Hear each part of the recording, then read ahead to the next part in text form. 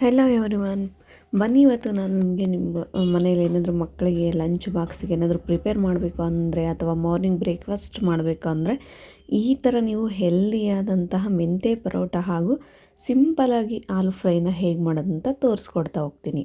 ಮೊದಲಿಗೆ ಒಂದು ಪಾತ್ರೆಗೆ ನೀರನ್ನು ಹಾಕ್ಕೊಂಡು ನೀವು ಯಾವುದೇ ರೀತಿ ಸೊಪ್ಪನ್ನಾಗಲಿ ವೆಜಿಟೇಬಲ್ಸ್ನಾಗಲಿ ಸ್ವಲ್ಪ ಉಪ್ಪನ್ನು ಹಾಕ್ಕೊಂಡು ಒಂದು 5 ನಿಮಿಷ ಬಿಟ್ಟಾದಮೇಲೆ ಈ ಥರ ಕ್ಲೀನಾಗಿ ವಾಶ್ ಮಾಡಿಕೊಂಡು ತೊಗೊಳ್ಬೇಕಾಗುತ್ತೆ. ಒಂದು ಮಿಕ್ಸಿ ಜಾರ್ಗೆ ನಾನು ತೊಳೆದಾಕಿರುವಂಥ ಮೆಂತ್ಯ ಸೊಪ್ಪನ್ನು ತೊಗೊಳ್ತಾ ಇದ್ದೀನಿ. ಒಂದು ಪೂರ್ತಿ ಸೊಪ್ಪನ್ನು ತೊಗೊಂಡಿದ್ದೀನಿ. ಹಸಿಮೆಣಸಿನಕಾಯಿ, ಶುಂಠಿ ಹಾಗೂ ಒಂದು ಅರ್ಧ ಸ್ಪೂನ್ ಆಗುವಷ್ಟು ಪೆಪ್ಪರ್ ಪೌಡರ್, ಒಂದು 4ರಿಂದ 5 ಬೆಳ್ಳುಳ್ಳಿ, 1 ಸ್ಪೂನ್ ಆಗುವಷ್ಟು ಜೀರಿಗೆಯನ್ನು ಹಾಕ್ಕೊಂಡು ಚೆನ್ನಾಗಿ ಗ್ರೈಂಡ್ ಮಾಡ್ಕೊಂಡಿದ್ದೀನಿ. ಈಗ 1 ಬೌಲ್ ಆಗುವಷ್ಟು ನಾನು ಗೋಧಿ ಹಿಟ್ಟನ್ನು ತೊಗೊಂಡಿದ್ದೀನಿ. ರುಬ್ಬಿರುವಂಥ ಪೇಸ್ಟನ್ನು ತೊಗೊಂಡು ಗೋಧಿ ಹಿಟ್ಟಲ್ಲಿ ಹಾಕ್ಕೊಳ್ತಾ ಇದ್ದೀನಿ. ಈಗ 1 ಸ್ಪೂನ್ ಆಗುವಷ್ಟು ಎಣ್ಣೆಯನ್ನು ಹಾಕ್ಕೊಳ್ಬೇಕು.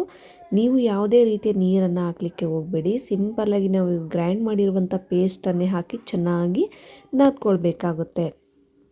ನೋಡಿ, ಮನೆಯಲ್ಲಿ ಮಕ್ಕಳು ಅಥವಾ ದೊಡ್ಡವರಾಗಲಿ ಯಾರಾದರೂ ಆಗಲಿ ಮೆಂತ್ಯ ಸೊಪ್ಪನ್ನು ನಾವು ಏನೇ ರೆಸಿಪೀಸ್ನ ಮಾಡಿದರೂ ತಿನ್ನೋಕ್ಕೆ ಇಷ್ಟಪಡೋದಿಲ್ಲ. ಅಂಥವ್ರಿಗೆ ಇದು ಒಂದು ಒಳ್ಳೆಯ ರೆಸಿಪಿ ಅಂತಲೇ ಹೇಳ್ಬೋದು. ನಮ್ಮ ಮನೆಯಲ್ಲೂ ಕೂಡ ಮೆಂತ್ಯ ಸೊಪ್ಪನ್ನು ಯಾವುದೇ ರೀತಿ ರೆಸಿಪೀಸ್ನ ಮಾಡಿದಾಗ ತಿನ್ನೋದಿಲ್ಲ. ಸೊ ಹಾಗಾಗಿ ನಾನು ಈ ಥರ ರೆಸಿಪಿನ ಮಾಡಿದ್ದೀನಿ.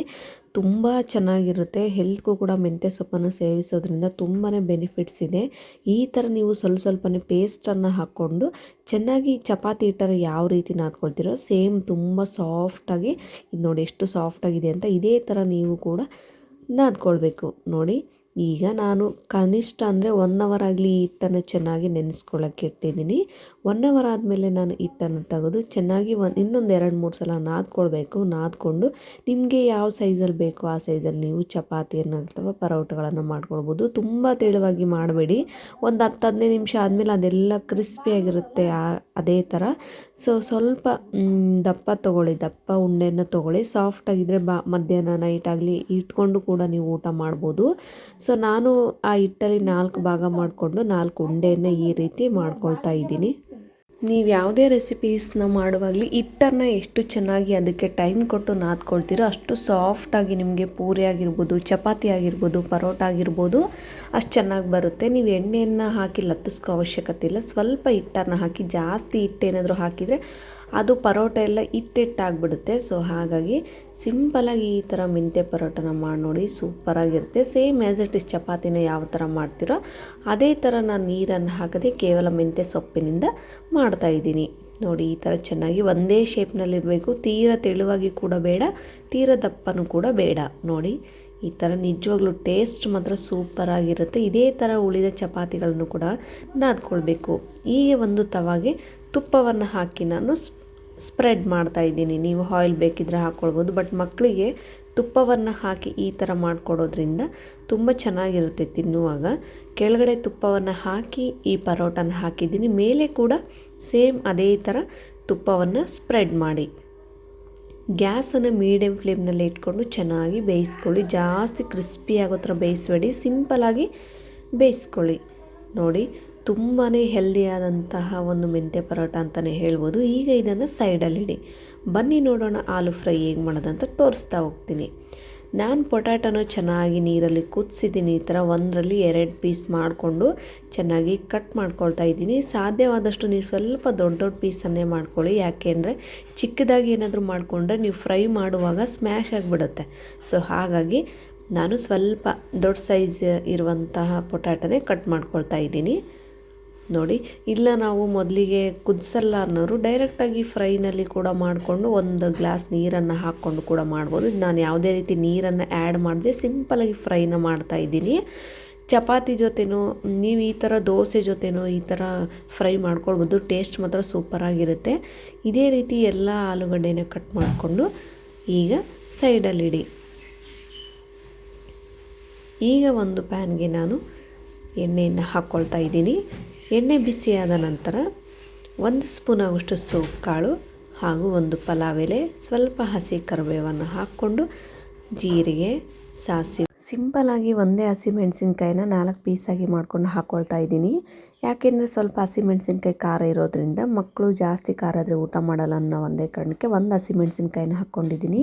ಹಾಗೂ ಕಟ್ ಮಾಡಿ ಇಟ್ಕೊಂಡಿರುವಂಥ ಒಂದು ಈರುಳ್ಳಿಯನ್ನು ಹಾಕ್ಕೊಂಡು ರುಚಿಗೆ ತಕ್ಕಷ್ಟು ಉಪ್ಪು ಹಾಗೂ ಅರಿಶಿನ ಪುಡಿಯನ್ನು ಹಾಕ್ಕೊಂಡು ಡೀಪ್ ಫ್ರೈ ಮಾಡ್ಕೊಳ್ಳಿ. ಈರುಳ್ಳಿ ಸಾಧ್ಯದಷ್ಟು ತುಂಬ ಚಿಕ್ಕ ಚಿಕ್ಕದಾಗಿ ಕಟ್ ಮಾಡ್ಕೊಳ್ಳಿ, ಬೇಗ ಬೇಯುತ್ತೆ, ಟೇಸ್ಟ್ ಕೂಡ ತುಂಬ ಚೆನ್ನಾಗಿರುತ್ತೆ. ಸಂಪೂರ್ಣವಾಗಿ ಈ ರೆಸಿಪಿ ಮುಗಿಯೋ ತನಕ ಗ್ಯಾಸನ್ನು ಪೂರ್ತಿ ಲೋ ಫ್ಲೇಮ್ಲೆ ಇಟ್ಕೊಂಡು ಮಾಡಿ, ಲೇಟ್ ಆದರೂ ಪರವಾಗಿಲ್ಲ, ಟೇಸ್ಟ್ ಚೆನ್ನಾಗಿರುತ್ತೆ. ಈಗ ಕಟ್ ಮಾಡಿ ಇಟ್ಕೊಂಡಿರೋಂಥ ಒಂದು ಟೊಮ್ಯಾಟೊ ಹಣ್ಣನ್ನು ತೊಗೊಂಡಿದ್ದೀನಿ. ಇದು ಕೂಡ ತುಂಬ ಚಿಕ್ಕ ಚಿಕ್ಕದಾಗೆ ಕಟ್ ಮಾಡಿಕೊಂಡು ಹಾಕ್ಕೊಳ್ಳಿ. ನೋಡಿ, ಈ ರೀತಿ ಚೆನ್ನಾಗಿ ಎಲ್ಲ ಬೇಯೋ ಥರ ನೋಡಿ. ಸ್ವಲ್ಪ ಟೊಮ್ಯಾಟೊ ಕೂಡ ಚೆನ್ನಾಗಿ ಸ್ಮ್ಯಾಶ್ ಆಗೋ ಥರ ಬೇಯಿಸ್ಕೊಳ್ಬೇಕಾಗುತ್ತೆ ನೀವು. ಈಗ 2 ನಿಮಿಷ ಆದಮೇಲೆ ನಾನು ಅದಕ್ಕೆ ಅರ್ಧ ಸ್ಪೂನ್ ಆಗುವಷ್ಟು ಚಿಲ್ಲಿ ಫ್ಲೇಕ್ಸನ್ನು ಹಾಕ್ಕೊಂಡು ಮಿಕ್ಸ್ ಮಾಡ್ಕೊಳ್ತಾ ಇದ್ದೀನಿ. ನೋಡಿ, ಈ ಥರ ಚೆನ್ನಾಗಿ ಮಿಕ್ಸ್ ಮಾಡ್ಕೊಳ್ಳಿ.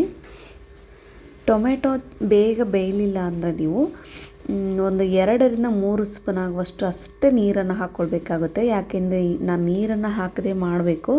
ಸೊ ಹಾಗಾಗಿ ಟೊಮ್ಯಾಟೊ ಸ್ವಲ್ಪ ಬೇಗ ಸ್ಮ್ಯಾಶ್ ಆಗಲಿ. ಟೊಮೆಟೊ ಸ್ಮ್ಯಾಶ್ ಆದಾಗ ಚೆನ್ನಾಗಿ ಬೆಂದಾಗ ಮಾತ್ರ ಆಲೂ ಫ್ರೈ ತುಂಬ ಚೆನ್ನಾಗಿರುತ್ತೆ. ಕೇವಲ 3 ಸ್ಪೂನ್ ಆಗುವಷ್ಟು ನಾನು ಅಳತೆ ಮಾಡಿಕೊಂಡೆ ನೀರನ್ನು ಹಾಕ್ಕೊಂಡಿದ್ದೀನಿ.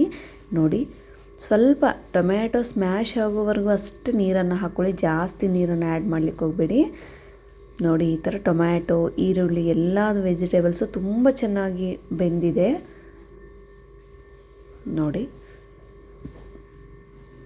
ಈಗ ನಾನು ಬೇಯಿಸಿ ಕಟ್ ಮಾಡಿ ಇಟ್ಕೊಂಡಿರುವಂಥ ಆಲೂನ ಇದಕ್ಕೆ ಹಾಕ್ಕೊಂಡು ಈಗ 1 ಸ್ಪೂನ್ ಆಗುವಷ್ಟು ಗರಂ ಮಸಾಲ, 1 ಸ್ಪೂನ್ ಆಗುವಷ್ಟು ಚಿಕನ್ ಮಸಾಲ, ಕಾಟುವ ಚಿಕನ್ ಮಸಾಲ.